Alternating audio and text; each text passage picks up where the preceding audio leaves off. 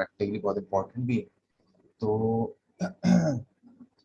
ठीक है, असेस करते हैं। पहले ये एक सवाल की फॉर्म में कंपनी के पब्लिश्ड फाइनेंशियल रेशियोज हैं जिसमें हमें कंपनी की फाइनेंशियल परफॉर्मेंस को असेस करना है।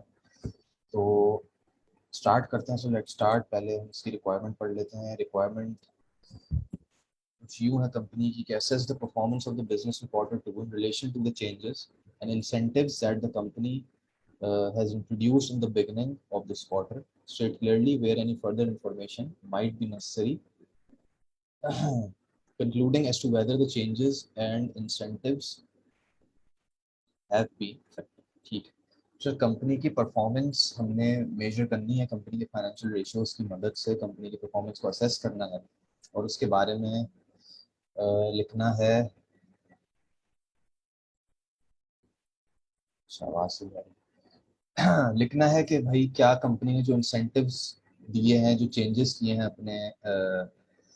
अपने बिजनेस में, तो उससे क्या फर्क पड़ता है कंपनी के फाइनेंशियल रेशियोज पे और कंपनी के असेसमेंट पे। तो सही, स्टार्ट करते हैं। सबसे पहले इस तरह के क्वेश्चंस के लिए प्रैक्टिकली जब हम ये काम करते हैं तो कंपनी का नेचर ऑफ बिजनेस जानना बहुत ज़रूरी, बहुत इम्पोर्टेंट है। उसके बगैर ये करना थोड़ा मुश्किल हो जाता है। तो रीड करते हैं कंपनी की situation. Web company is a retailer of fashion goods. अगर मैं थोड़ा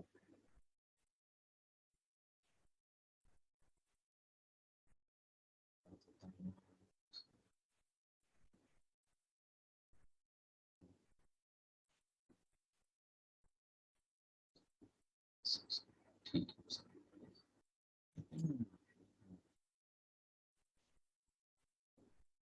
The web company is an online retailer of fashion goods and uses a range of performance indicators.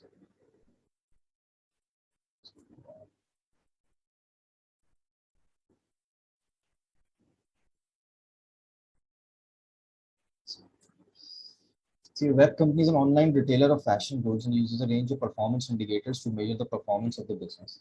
ये एक ऑनलाइन रिटेलर है फैशन गुड्स का, like an e commerce website जो कि online buying selling करते हैं फैशन गुड्स की। और ये एक wide range of performance indicators use करते हैं मेजर करने के लिए अपने बिजनेस को। The company's management have been increasingly concerned about the lack of sales growth over the last year. तो ये एक इम्पॉर्टेंट बात है। कंपनी की मैनेजमेंट ने सेल्स ग्रोथ को बहुत ज़्यादा तरजीह दी है कि कुछ ऐसे मसले मसाइल पिछले क्वार्टर्स में जो है वो रह चुके हैं जिसकी वजह से कंपनी की सेल्स में कुछ मसले मसाइल आए होंगे और उसको रिजॉल्व करने के लिए कंपनी ने क्वार्टर 2 में कुछ चेंजेस किए हैं। जो ऐसा लिखा है, in an attempt to resolve this made the following changes right at the start of quarter 2। क्या चेंजेस हैं सर, देख लेते हैं। एडवर्टाइजिंग में चेंजेस किए हैं। कुछ web company placed an advert on the website of a well known online fashion magazine at a cost of $200,000। अच्छा, एक ऑनलाइन फैशन मैगजीन में कंपनी ने अपनी एडवर्टाइजमेंट दी है टू इंक्रीज, ऑब्वियस सी बात है, सेल्स को इंक्रीज करने के लिए मार्केटिंग एक्सपेंस किया है, एडवर्टाइजिंग एक्सपेंस किया है। This had a direct link from the magazine's website to web company's online store. ठीक है, उस मैगजीन में कोई लिंक है जहां जाके आप कंपनी की वेबसाइट पे जा सकते हैं और उस लिंक पे क्लिक करके आप उस वेबसाइट पे जा सकते हैं कंपनी की। ये बात यहाँ लिखी हुई है जिस पे इन्होंने वो लिंक उस फैशन मैगजीन में देने के लिए इनको कॉस्ट लगी है कितनी, $200,000 की, और काफ़ी ज़्यादा की कॉस्ट है। Search engine optimisation. अच्छा, सर्च इंजन ऑप्टिमाइजेशन क्या होता है ये पहले समझना ज़रूरी है कि आप अगर एक ऑनलाइन बिजनेस रन करते हैं तो आप उसकी सर्च इंजन ऑप्टिमाइजेशन कराते हैं, उसके भी काफ़ी पैसे आपको पे करने पड़ते हैं। कुछ आईटी कंसल्टेंट्स होते हैं जो ये काम करते हैं। प्रॉपर कोडिंग की जाती है इसके, जिससे आप कोई भी लेटर, स्पेसिफिक लेटर या कोई भी कोड्स या कंपनी का नाम आप लिखें तो आपके बिजनेस की वेबसाइट का लिंक सबसे पहले खुलना चाहिए। तो ये सर्च इंजन ऑप्टिमाइजेशन कहलाती है। इसकी मजीद डिटेल में हमें जाने की जरूरत नहीं है, बस इतना काफ़ी है समझने के लिए।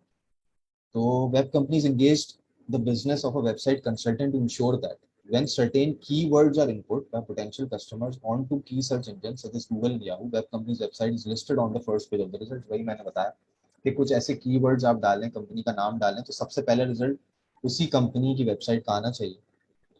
तो इसके लिए this makes it more likely that a customer will visit a company's website. The consultation fees was $20,000. इसकी इन्होंने कंसल्टेशन फीस दी $20,000. ये भी एक तरह की मार्केटिंग ही है. वेबसाइट अवेलेबिलिटी के बारे में लिखते हैं, during quarter one there were a few problems with web company's website, meaning that it was not applicable to customers some of the time.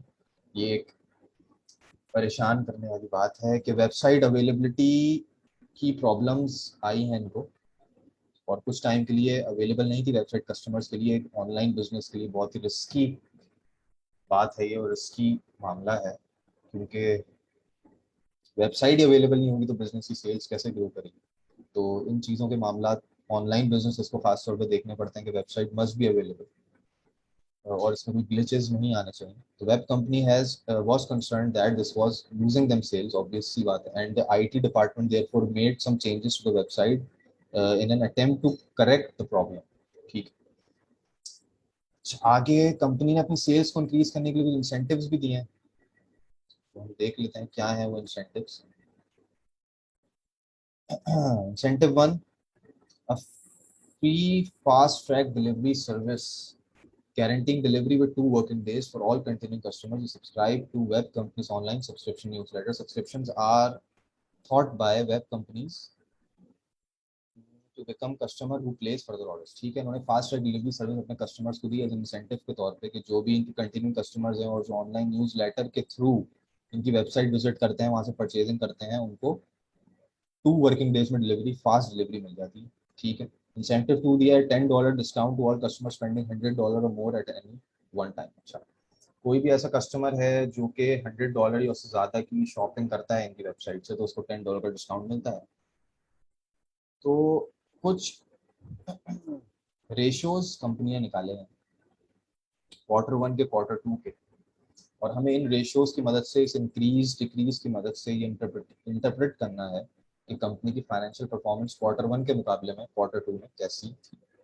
Sales revenue है, नेट प्रॉफिट मार्जिन है, total number of orders from customers है, कितने orders place किए, total number of visits to website है, conversion rate क्या है. अच्छा, conversion rate समझना जरूरी है. कन्वर्जन रेट क्या होता है? कन्वर्जन रेट ये होता है कि विजिट्स के मुकाबले में जितने लोगों ने आपकी वेबसाइट पे विजिट किया, उसमें से कितने लोग ऐसे थे कि जिन्होंने एक्चुअल में सेल्स करी. उनके बहुत से ऐसे भी कस्टमर्स होते हैं, वेबसाइट विजिट करते हैं, देखते हैं हाँ भाई ये प्रोडक्ट्स हैं कंपनी की और ये प्राइसेस हैं, और चले जाते हैं. तो उसके मुकाबले में जितने नंबर ऑफ विजिट्स थे आपकी वेबसाइट पे, ये लिखे हुए नंबर ऑफ विजिट्स, कितने लोग ऐसे थे जिन्होंने विजिट भी किया और सेल भी की कंपनी की, परचेजिंग भी की कंपनी की वेबसाइट से. तो ये कन्वर्जन रेट बताता है, जो कि क्वार्टर वन में 40 थी और क्वार्टर टू में कम हो गई, 35% हो गई. The percentage of total visitors दिए हुए हैं, वेबसाइट अवेलेबिलिटी दी हुई है, number of customer spending more than $100 पर विजिट. कितने ऐसे कस्टमर्स हैं जो कि $100 से ज़्यादा की स्पेंडिंग करते हैं वेबसाइट पर आके, उनके बारे में इंफॉर्मेशन दी हुई है. और number of subscribers to online newsletter, ऊपर उन्होंने बात की थी कि ऑनलाइन न्यूज़ लेटर का इंसेंटिव ये दे रहे हैं. तो कितने ऐसे हैं जिन्होंने ऑनलाइन न्यूज़ लेटर के थ्रू इस वेबसाइट पे विजिट किया है और यहाँ से सेल्स की है. तो इसकी हमें इंटरप्रिटेशन करनी है, इसकी परफॉर्मेंस असेस करनी है कंपनी की by using these financial and non financial indicators जो कि हमें क्वार्टर वन क्वार्टर टू के दिए हैं. इसकी बेस पर हमें असेस करनी है. तो लेट्स स्टार्ट और असेस करते हैं कि कंपनी की परफॉर्मेंस क्या कहती है इन चेंजेस के बाद. Let's start.